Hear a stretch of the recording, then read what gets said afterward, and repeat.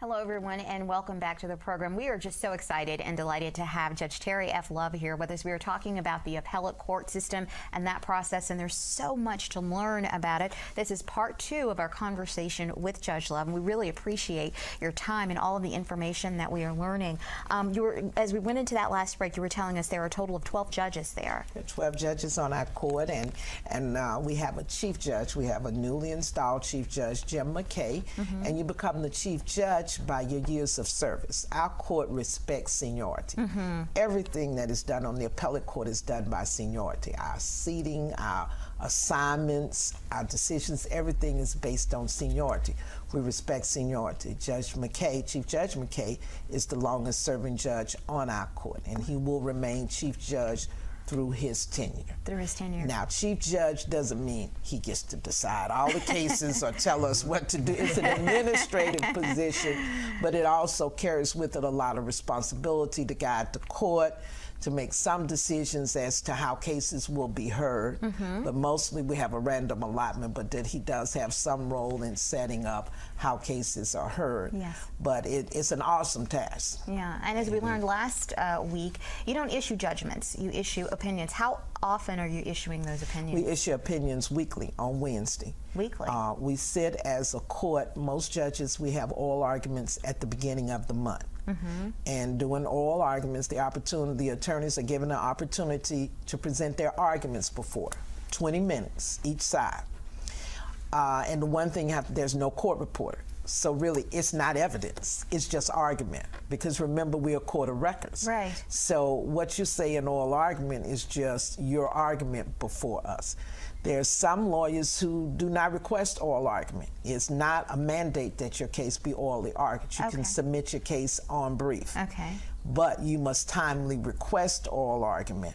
And once we grant the oral argument, you're given those 20 minutes. And another thing we didn't discuss was the appellant is the party filing the appeal. The appellee, as I always say, is the winning party. So they won at the lower court level, and the other side is the appellant, and the appellee is the one who won on the lower court level. The appellee is the one who won on the lower court, and the appellant is the one who's appealing. And that person always gets an opportunity for rebuttal. Because remember, that person has the harder job because they're requesting that we reverse.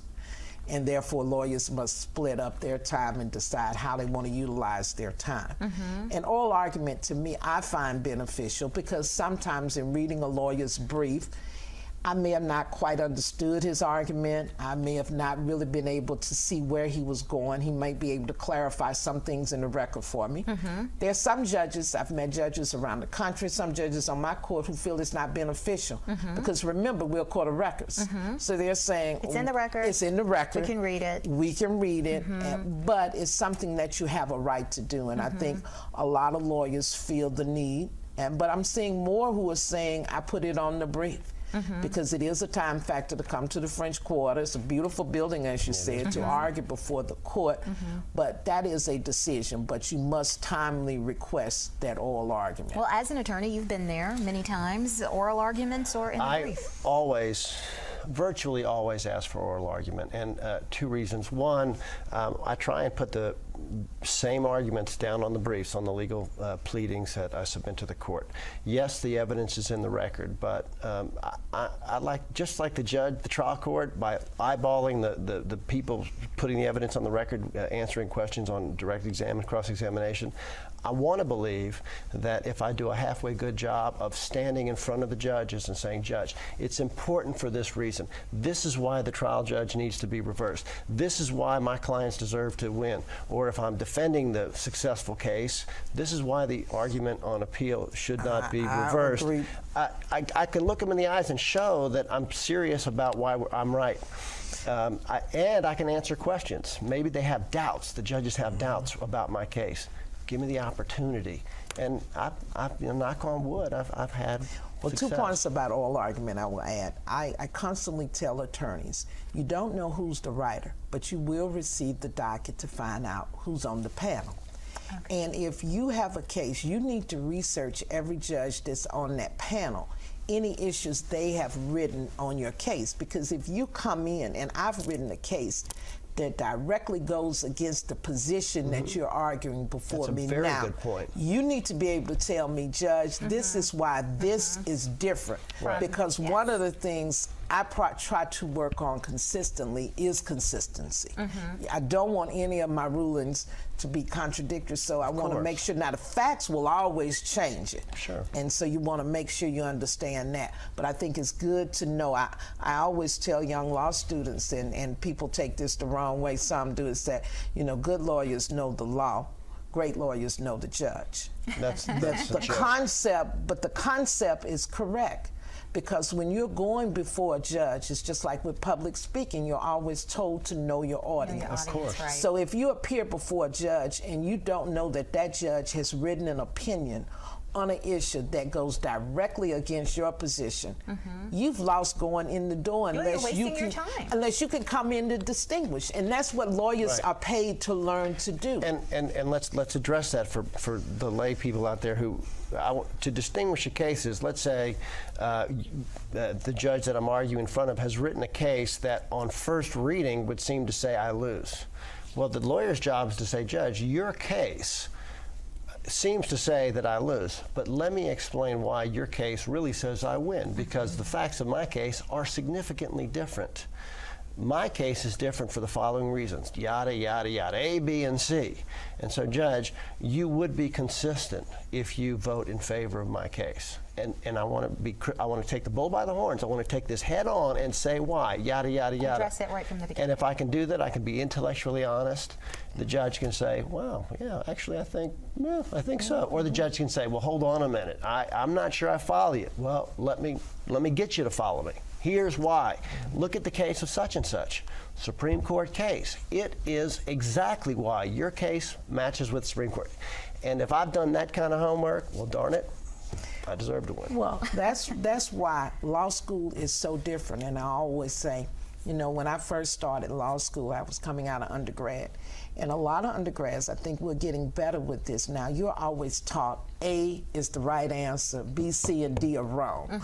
In law school, it's not like that. It's not like that at all. You should be able to distinguish A, B, C, and be able to write. And that's where I think analytical reasoning and critical thinking is so important to individuals who decide to go into the law. If you accept that A is correct, B is wrong, C is wrong, you'll never make it in the practice of law. Right. Because you've got to be able to critically think through that process. And what he's just done is why it's important. And I think that really points out why on the appellate process, you really need an attorney. And so is it all or nothing? Let's say we are representing the same, or he has filed for the appeal. If he decides to do oral arguments, do I have to, or can I decide to rebut just by submitting a brief?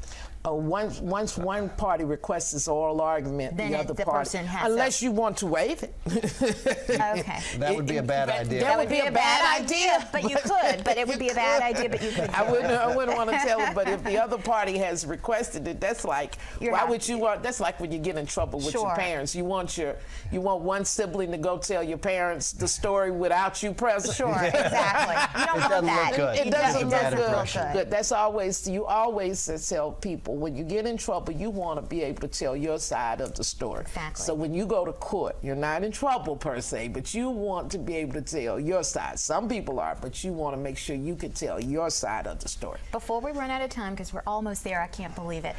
There's a COOP plan. Explain the COOP plan and how that all came about as a result of Hurricane Katrina. Yeah, after Katrina, our courts were all devastated. And when we returned, we made a decision that we would always try to have something in place. And we worked on it, and it's called the Continuation of Operation Plan. And as we all learned with Katrina, one of the major fallacies and problems we had was contacting each other. Where are you? So now all of our employees have to submit a form where we know where their plan is when they go to evacuate. Second of all, we have a backup system that has been set up in the Second Circuit. And we as judges are each given certain months. And I ended up, because I chaired a committee with August and September, and then we have some judges who take May and December. But during this time, you're responsible for keeping track of the weather.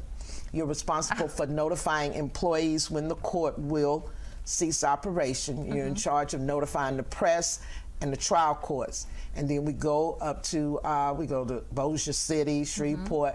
We set up court. There are at least 3 judges who are there, and we're prepared, and everything can be done electronically. So if anything comes up, your case can be ruled on an emergency basis. Business can continue. Business will continue. Will continue. Wow, wonderful. Fantastic work.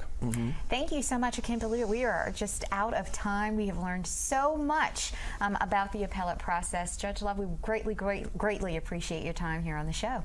Thank you. Thank you for being here with us. Thank you. And I want to remind all of you out there that you can watch this episode and other episodes of the show, plus sign up for our mailing list online at johnredmannpoa.com, or you can visit jrpoa.com. You can get every episode of the show delivered to your inbox. You can get information about upcoming shows, giveaways, and so much more. Remember to follow us on Twitter, like us on Facebook, and write to us by email. Thanks for joining us this week, and we'll see you next time on John Redmann, Power of Attorney.